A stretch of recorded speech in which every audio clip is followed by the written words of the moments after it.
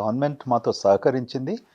ఈ ఇవన్నీ చేయండి మీరు అంటే government appointed agency, then IAS officers ఈ స్టడీ చేసి రిపోర్ట్ తయారు చేయండి, మళ్ళీ బయట నుంచి రిపోర్టు, ఇండిపెండెంట్ రిపోర్ట్సు, ఇవన్నీ రిపోర్ట్స్ చేసిన తర్వాత హైరైజ్ హాస్పిటల్కు మేము అప్పటికీ హైరైజ్ హాస్పిటల్ మేము ఇంటర్నేషనల్ రూల్స్ అండ్ గైడ్లైన్స్ పాటించాం. అనగా for example simply put floor to height ceiling 4 meters ఉండాలి. Okay, this is international stand. Hardly they was any hospitals ఆ టైంలో యూనో ఈ స్టాండర్డ్స్ ఫాలో చేశారు. సో ఇదంతా చేసినప్పటికీ ఈ రిపోర్ట్స్ అన్ని వచ్చిన తర్వాత ఇది క్యాబినెట్ డెసిషన్కి వెళ్ళింది. ఓకే, అండ్ డెసిషన్కి వెళ్ళినప్పుడు అప్పుడు జియో వచ్చింది.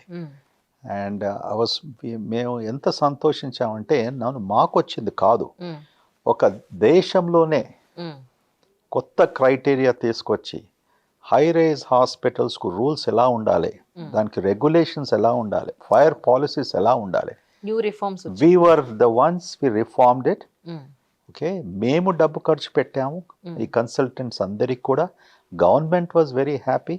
మన జియో తీసుకెళ్ళేసి హర్యానా గవర్నమెంటు, మహారాష్ట్ర గవర్నమెంటు వాళ్ళందరూ కూడా ఇంప్లిమెంట్ చేయడం మొదలుపెట్టారు.